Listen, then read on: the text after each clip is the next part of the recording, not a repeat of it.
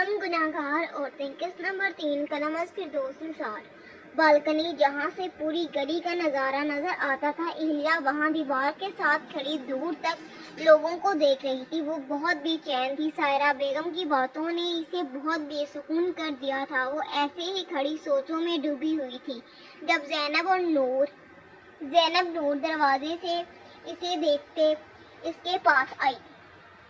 क्या हुआ एलिया आपी, आप कुछ सोच रही हैं? ज़ैनब ने मासूमियत से पूछा। हाँ ज़ैनब, मैं सोच रही हूँ कि हम जिस मुआशरे में रहते हैं, कौन से दौरे जहालत में जी रहे हैं। एलिया अभी भी अपनी सोचों में डूबी बोल रही थी जब ज़ैनब इसकी बातों पर हैरान हुई। क्या मतलब एलिया आपी, मैं समझी नहीं, ज़ैनब ने नासमझी का मुजाहरा करते हुए कहा। जब एलिया ने फीकी सी मुस्कुराहट के साथ इसके कंधों पर हाथ रखा और 2 कदम आगे की तरफ बढ़ी।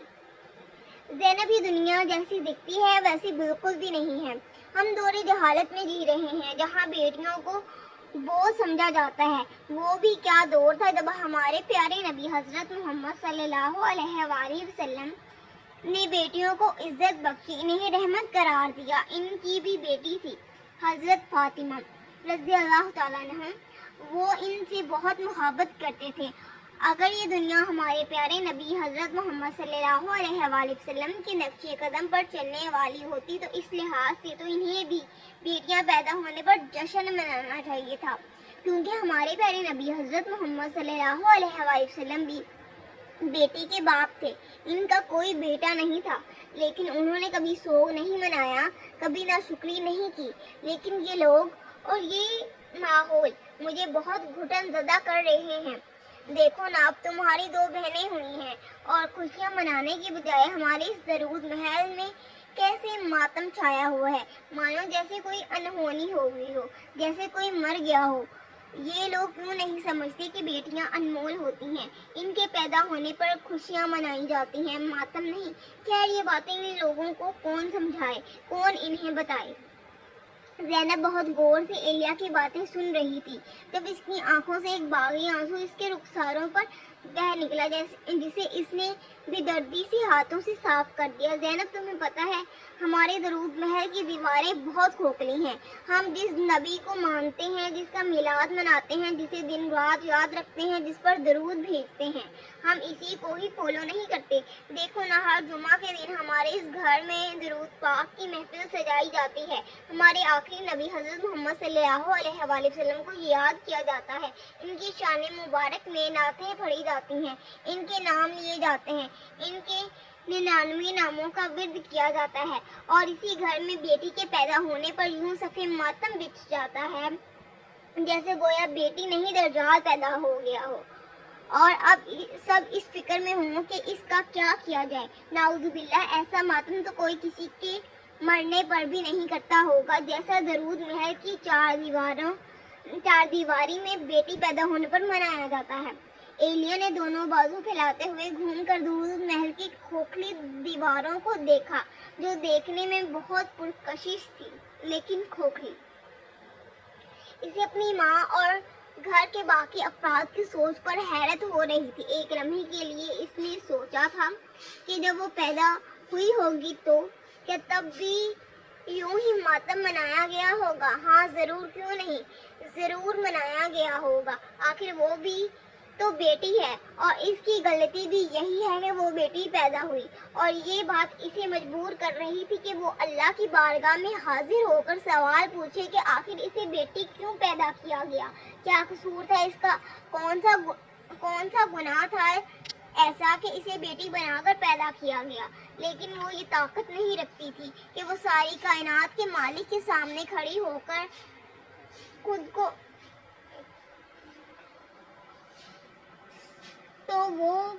बहुत हकीर समझती थी। आखिर कैसे वो कुल कायनात के मालिक की बारगाह में हाजिर होकर कोई सवाल कर सकती थी। लेकिन ये माहौल इसे मजबूर करता था, इसे हमेशा बेचैन करता था।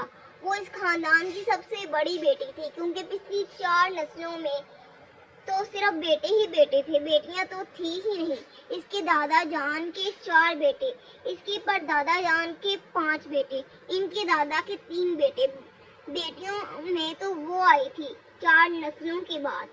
خاندان کی سب سے بڑی بیٹی جس نے خاندان میں 4 بیٹیاں پیدا ہونے پر ماتم ہوتے دیکھا تھا اور بیٹی پیدا ہونے پر جشن مناتے ہوئے دیکھا تھا، اور اسے یقین تھا کہ اس کی پیدائش پر کوئی خوشیاں نہیں منائی گئی ہوں گی، ماتم کیا گیا ہوگا، ٹھیک ویسے ہی جیسے اب کیا جا رہا تھا سیرت اور انوشا کی پیدا ہونے پر۔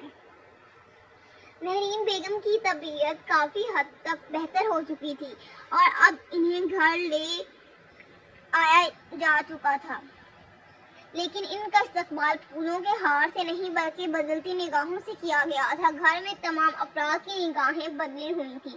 مہرین بیگم ابھی ٹھیک سے چل نہیں سکتی تھی، لیکن اس کے باوجود فوزیہ بیگم اور نسرین بیگم نے انہیں گھر کے کاموں کی ایک لمبی لسٹ دے دی تھی، مانو جیسے وہ گھر کی فرد نہیں کوئی ملازمہ ہو۔ گھر کی تینوں بہویں مہرین بیگم، سائرہ بیگم اور نسرین بیگم کی نظروں میں ان کی حیثیت شاید اب یہی تھی، کیونکہ وہ 4 بیٹیوں کی ماں بن چکی تھی، جبکہ نسرین بیگم نے تو باتوں باتوں میں انہیں سنا بھی دیا تھا کہ وہ 4 بیٹیوں کی ماں ہے، اور فوزیہ بیگم کے تو تیور ہی نہیں مل رہے تھے، ملتے بھی کیوں، آخر وہ 4 بیٹوں کی ماں تھی، اور مہرین بیگم وہ تو 4 بیٹیوں کی ماں تھی۔ مہرین یہ سارے کام چھوڑو، اپنے کپڑے بعد میں طے کرنا اور ان بچوں کا رونا بند کرواؤ۔ عجیب نحوست چھائی ہوئی ہے پورے گھر میں۔ میرے خیال میں تو زینب ہی منحوس ہے، جو اپنے پیچھے مزید 3 بہنیں لے آئی ہے، خود تو دنیا میں آ گئی اور اپنے پیچھے لڑکیوں کی فوج لے آئی، منحوس کہیں کی۔ اچھا یہ ساری چیزیں چھوڑو اور پہلے جا کر کھانا بناؤ، بھوک سے برا حال ہے۔ میری ایان نے تو آج بریانی کی فرمائش کی ہے، اس نے تو آج بریانی ہی کھانی ہے۔ فوزیہ بیگم بنا رکے بولتی ہی جا رہی تھی۔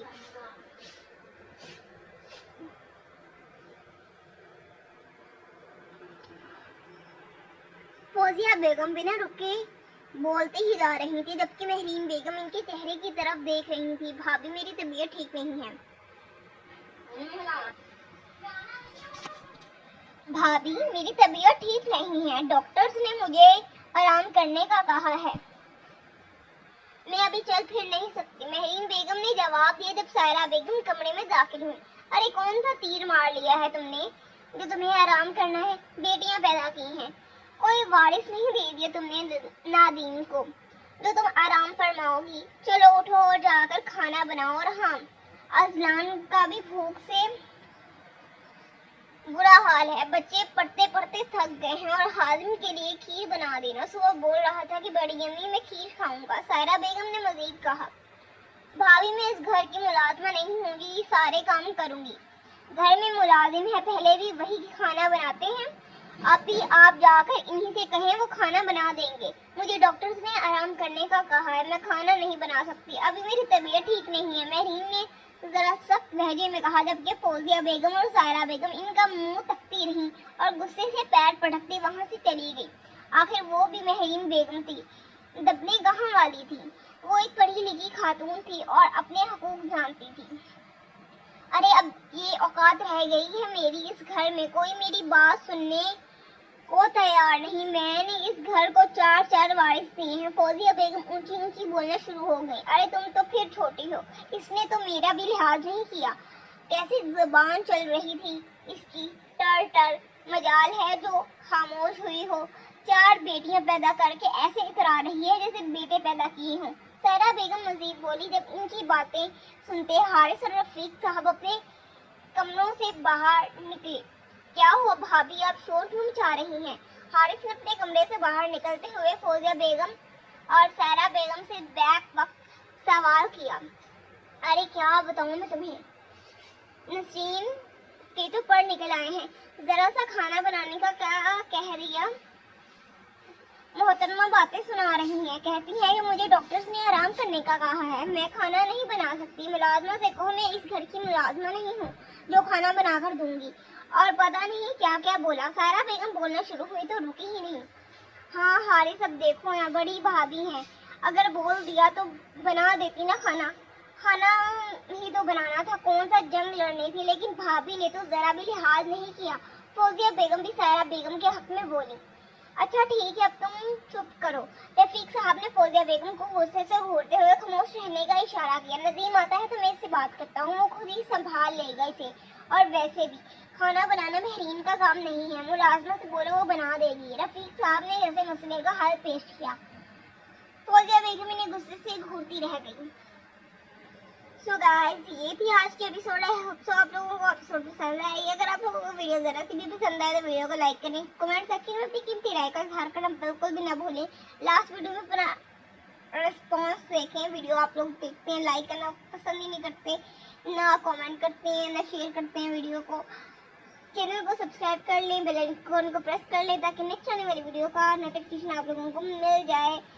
मिलते हैं नेक्स्ट वीडियो में, तब तक अपना ख्याल रखें, दुआ में याद रखें। अल्लाह हाफिज़।